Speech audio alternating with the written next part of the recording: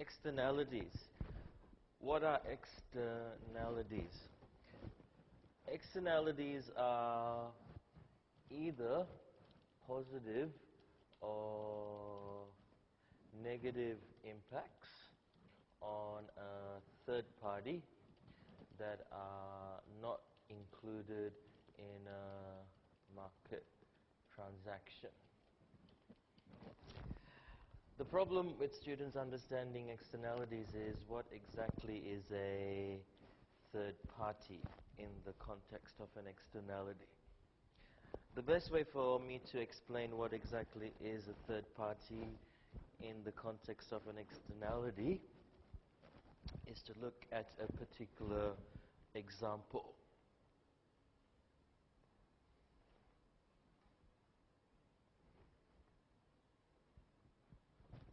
What exactly is a third party who's not involved in a market transaction? Let's say we have a factory. This is a firm that is producing certain gases and releasing them into the atmosphere. These gases get released into the atmosphere, and upon dissolving in rain, creates what is known as acid rain. This acid rain finds its way into a river system as well as onto the nearby land. In this river, we've got fish, and we have fishermen whose livelihoods depend on catching fish. In the land, we have farming, and we have a farmer whose livelihood depends on his crop. Now, this fisherman, this farmer, has nothing to do with this factory. They're simply a third party. This factory is producing a certain product, let's say cars. Consumers are buying cars from them. They're paying their workers for the cars that the workers produce. So the parties involved in the transaction are simply the firm. The firm is involved. They sell cars to consumers. Workers provide labor to the firm. So these are the parties involved in the transactions involving the firm. Whereas the fishermen, the farmer, are what we call third parties. They have nothing to do with the firm's production of cars and the firm's employment of labor. When this acid rain falls on the fishermen, on the fish, these fish begin to die. When these fish begin to die, this fisherman's livelihood is negatively affected. Therefore, we call this a negative externality, sometimes also referred to as an external cost. Again, this fisherman is the third party to the transaction. He or she has nothing to do with the firm's production of this product. The firm is releasing certain gases into the atmosphere. Those gases mix with rain to produce acid rain, kills off fish in the river. This fisherman is negatively impacted by this. We call this a negative externality. On the other hand, the acid rain falling on this farm happens to have a certain chemical that multiplies this farmer's product. This farmer's output suddenly doubles, let's say, because of the acid rain, the chemicals that fall onto his crop. This farmer, again, has nothing to do with the firm's production of cars and the firm's pollution into the atmosphere, but the farmer is being impacted in a positive sense. He or she is a third party to this. In this case, the farmer is positively impacted, hence I put a smart. So here we call this a positive externality. A positive externality can also be called an external cost. So externalities need not be only negative, externalities can be positive as well. The key feature is it must be on a third party. So the problem with externalities is because it involves a third party, these costs and benefits are therefore not accounted for in the market transaction involving the firm. So we say that a market failure has occurred. A market failure has occurred because the market fails to take into account some of the costs and some of the benefits that was involved in the firm's production. The firm failed to take some of the costs into account. Some of the benefits were not taken into account. Therefore, we say that there's been a market failure.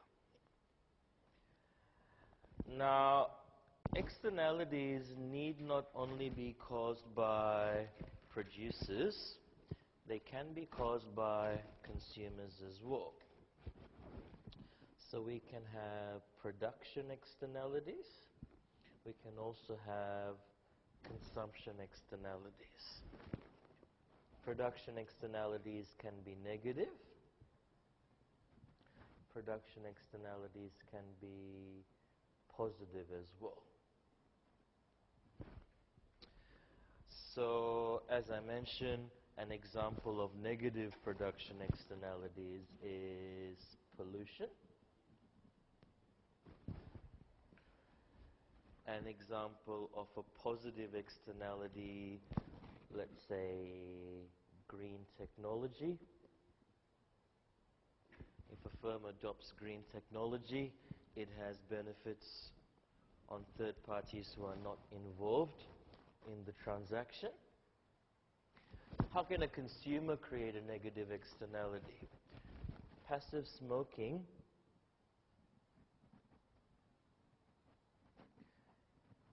can be considered to be a negative externality caused by a consumer. If a consumer is smoking in the presence of others who are choosing not to smoke, they will be inhaling some of these fumes caused by the smoker. So they're not involved in the transaction.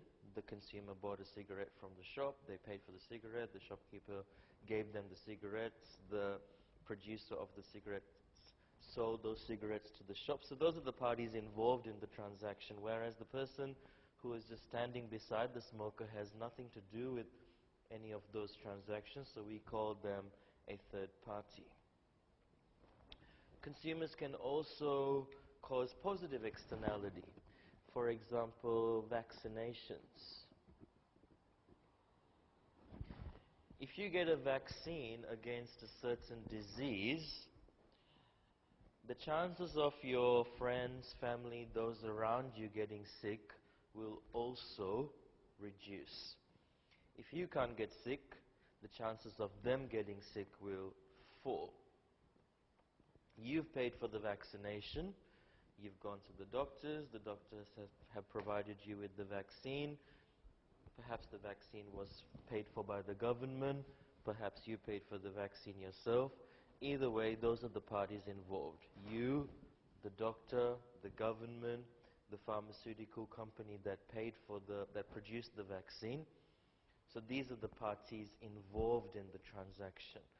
Whereas those around you who've not paid for the vaccine, who've not gone to the doctors, somewhat benefit as well, because if you don't get sick, others around you, the chances of them getting sick will also reduce. So, let's go back to this idea of market failure. How does efficiency impact, how do externalities impact on the efficiency of the market? Now, as you may remember, the supply curve is known as marginal cost, and the demand curve is known as marginal benefit. Supply is marginal cost, demand is marginal benefit, which you already know. So in the absence of externalities, the market decides to produce where supply meets demand. This is the market equilibrium. The market decides to produce a certain quantity. Let's call that Q star. And the market decides to charge a certain price. Let's call that P star. The problem is, these costs are only the private costs or internal costs of the firm. And these benefits are only the private or internal benefits for consumers. They don't take any of the external costs, they don't take any of the external benefits into account. Of course, we don't always have external costs and external benefits, so I use the symbol X for external. So if the external benefit, or if the marginal external benefit is 0, and if the marginal external cost is 0, so if these conditions hold, so let's say there's a particular transaction that has neither an external benefit nor an external cost, then we say the market is efficient. Then the market equilibrium is efficient.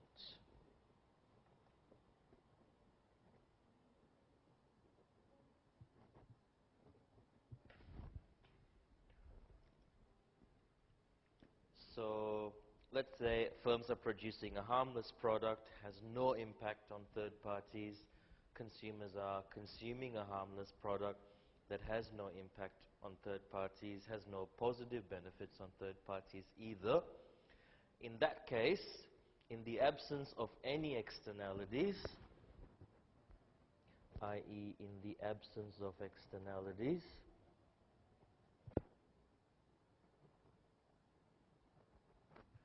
we say the market is efficient.